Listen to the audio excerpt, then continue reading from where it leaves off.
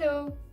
In this video, I will talk you through the steps that I take to prepare for an assistant psychologist interview. Getting an interview is hard enough, but it's not time to relax just yet. It's the final hurdle, the preparation for the interview. I firmly believe that this is the most important step of it all. It can make it or break it. Being prepared is the key to success, and the good news is that this is not due to chance, it is in your hands. You have complete control over how that goes. So if you're motivated and you do the work, I guarantee you can get that job. I cannot tell you more about this just yet, but I can tell you that I have so far a 50% success rate by following this method.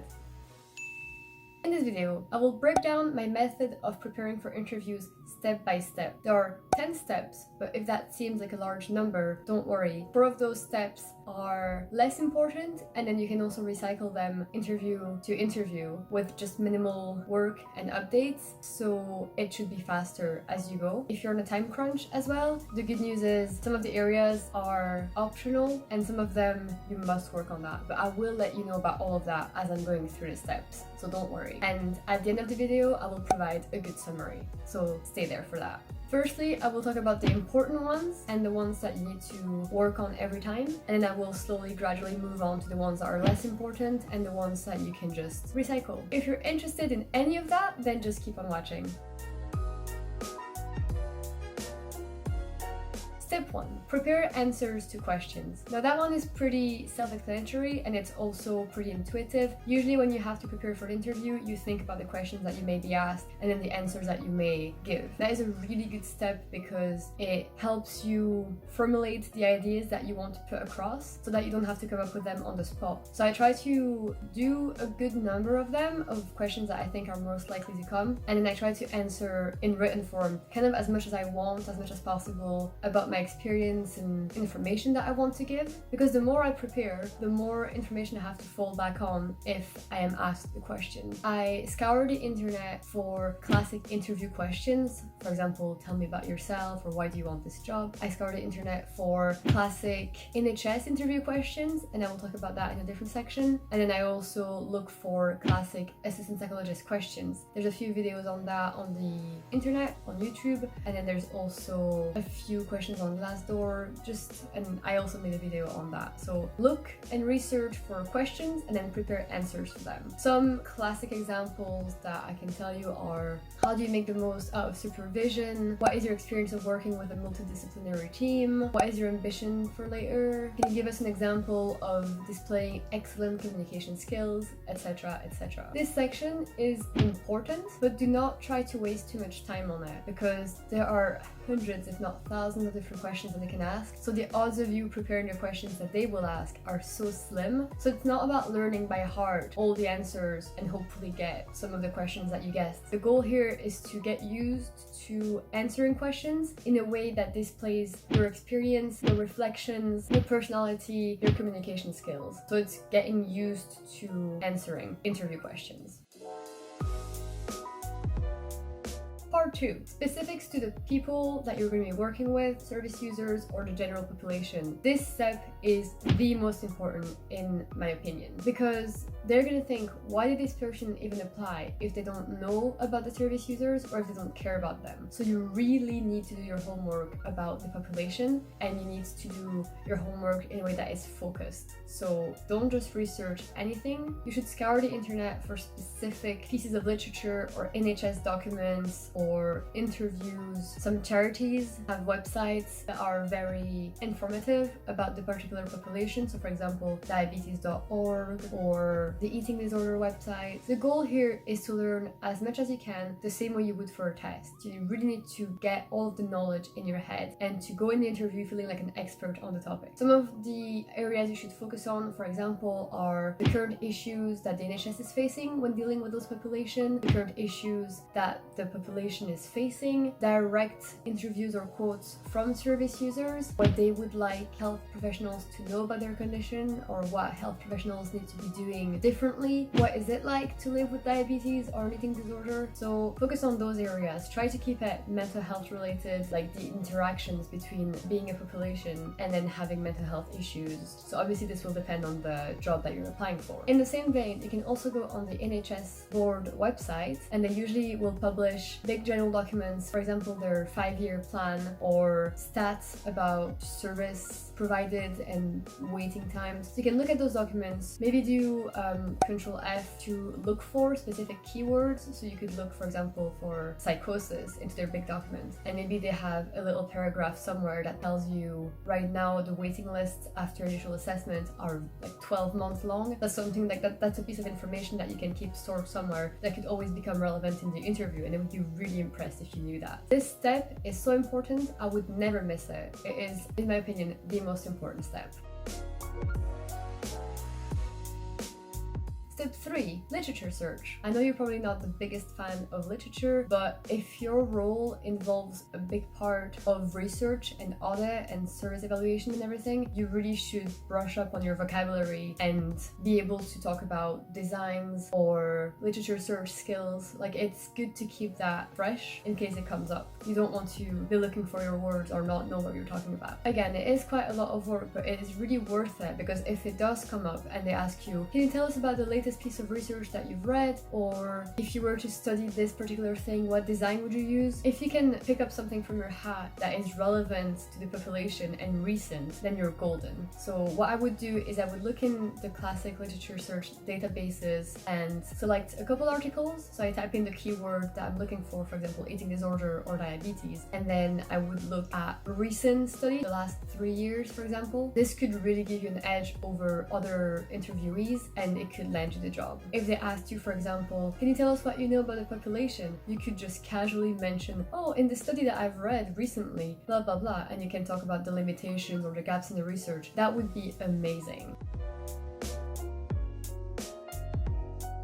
Section 4, the questions that I want to ask at the end. That part also very important. There's kind of this unspoken rule in interviews that you must ask questions to the interviewers at the end, at least one, probably just one, not more than one. That is so important, because if you don't ask a question, you may look uninterested, like you didn't care enough or didn't prepare. So I usually have sort of a stack of questions, maybe 5 that I know are safe and I would use again and again, but they can be quite generic. So ideally, I try to spend 10 minutes, 15 minutes looking at the job description or current research in the field and try to come up with an original new question that I can ask the interviewer. For example, I can ask, what challenges would one expect in this role? What qualities would one need to have to excel in this role? What is the more rewarding part of this role? All of those are pretty generic, but they're good questions. A bit of a more daring question would be, is there anything about my application that concerns you which I can address right now? Because obviously it gives you a chance to correct anything that they wouldn't understand about you, or if they have any concerns about gaps in your CV or whatever, but it's a bit cheeky to ask. So a more specific question maybe would look like, when reading about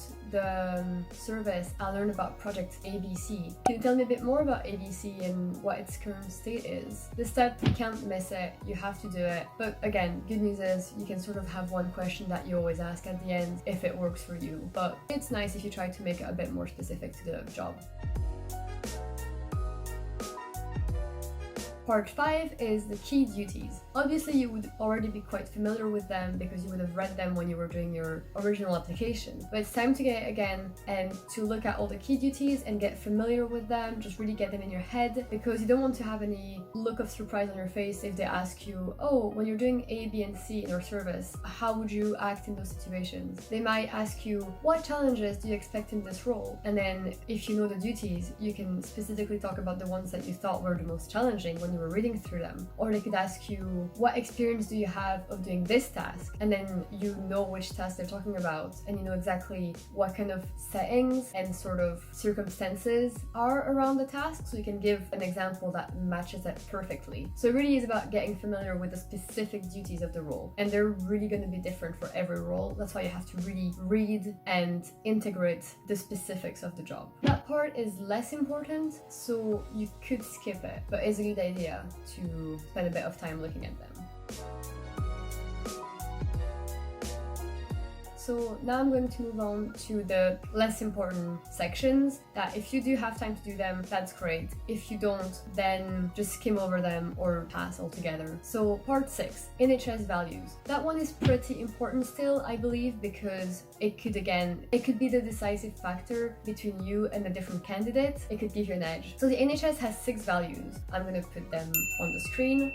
That's in general, but every single NHS health board has a different set of values. Can range from 2 to 6 to 7 values. They usually have values, aims, visions, but you really have to focus on the values and look at them, try to see if they align with yours. Chances are they do. And then try to think of specific examples from your experience and your life that can demonstrate those values. So for example, if the value is ambitious or person-centered, compassionate, try to really think of examples where you can really demonstrate that. Or even if you're answering a question that isn't about values, try to just sprinkle those words here and there. Again, that will immensely impress them. To find those values, you just have to go on the NHS board website, and they're usually not really hidden. Just click on the tab until you find them. They make it obvious.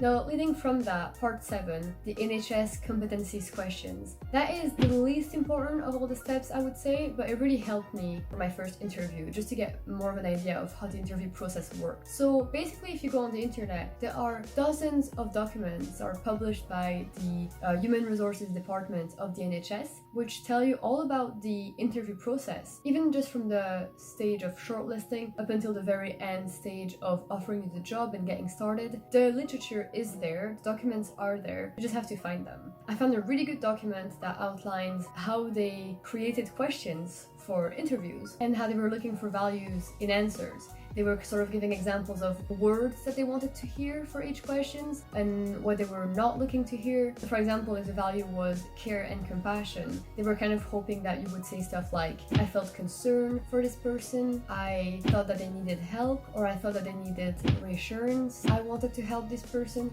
If you say that kind of language, then that shows compassion, and they're sort of looking for that, they're primed to look for that in your answers. They also say that for the care value, they're looking not only at the care that you demonstrate in your work, but also in your personal life. So even in situations where it's not even a question about your work, if you can demonstrate that you're a caring person anyway, for example with staff or family, they will take a note of that because it demonstrates that value. So to summarize this tip, look at the HR documents that the NHS publishes and learn about the way that the system works. You don't have to learn it by heart whatsoever, but it can be a good idea to get familiar with the language that they want to use and the kind of content that they want to hear.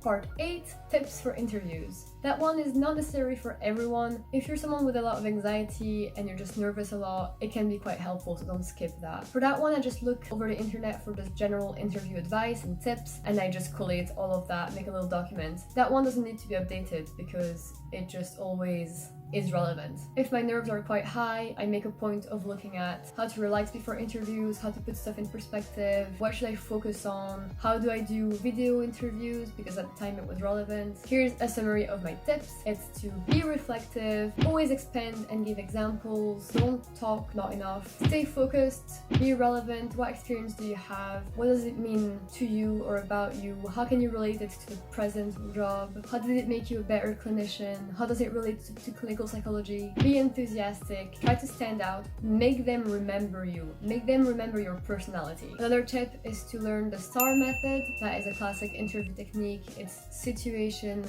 task, action, and then result. But you can also use the R for reflection in this particular job area, but there's just so much more on the internet about that. I'm not going to spend more time here. Part 9, your life experience. That one, again, you can just do it once and then update it as new things come up, but it's not as important. It depends if you have a good memory or not. I think we can all relate that at some point or another, someone asked us to talk about a skill we had or experience we had and we can't find any, or we answer one that is mediocre, and as soon as the interview is over, we'll remember that we had the perfect example, it just didn't come up in your head. So it's a good idea, even if you don't have an interview planned or anything, to just sit down and write down from as soon as you can just remember in your life. Write down all the relevant experience and pieces of data that are relevant to the job. For example, anything that you did in high school, volunteering, your uni degree, your dissertation, tutoring, mentoring, skills you have, hobbies that could be relevant, modules you have, a personal link to the population, a personal passion, a personal story. Just write all of that down because it's always helpful and it keeps it at the forefront of your mind. And lastly, part 10, matching the criteria. And this directly sort of follows from the last section. Because once you have all of that experience jotted down, a good idea is to match it with the person's specifications, which you probably already did anyway for the application. But if you found more examples in this big reflection, then don't hesitate to, in your mind, match them, so that if they ever ask you about a particular skill, for example, if they ask, this job requires a lot of independent work and meeting competing deadlines, how would you go about doing that? Then you can have specific examples of having done that you remembered while writing the previous section. I hope that makes sense. Because it's quite likely that you will be asked how you meet one of the criteria, maybe the one that they think is the most relevant. So for example, if the job involves a lot of clinical work, they might ask you, how do you meet the criteria of counseling or empathy, warmth and everything? And then you can really demonstrate how the red thread in your life of being empathetic and warm and how you've done that consistently for years. That would be really good because it offers a comprehensive view of your timeline. No one knows yourself better than yourself. They can't know what you don't tell them. So for example, a practical tip that I would use for this section is I look at the person's specification, and for every single bullet point, even in the desirable criteria, for every single bullet point, I think of an example I could use. As detailed as possible, as relevant as possible. If I have a lot that come up to my mind, maybe rank them by order of which one is the most relevant, just so that it's ready in case they need me to answer that question. So I'm going to put a table here that summarizes all of the advice and that also tells you how important that piece of advice is, how important that step is, and then also if you can get away with recycling it or if you need to update that one every single time. You can pause the video and look at the table. I hope it helps you. You can also download a PDF of this and use it as a checklist to prepare for your interview. That's about it for this video. I hope it was helpful. If you have any questions, do not hesitate to ask me anything. I will always reply. I know it is quite a lot, but as I said at the start and throughout the video, you do not need to do all of that and you do not need to spend the same amount of time on every section. Just focus on the ones that I said were really important. Focus on the ones that you think are lacking or that you're not really good at, and just adapt this plan to you personally. I definitely think though that every section has its place, and if you do have the time, I highly recommend doing some work on all the sections. I guarantee you will feel more prepared, and I almost guarantee that it will get you the job. I promise that the work is worth it and that it is less work the more interviews you get because you just become more familiar with the prep. I hope the video was helpful. If you liked it, don't forget to leave it a like or a comment, and if you like the content of my channel, don't hesitate to subscribe. It always feels nice. If you have any requests for a future video, leave that down and I will do my best to get to it. I'll see you all later.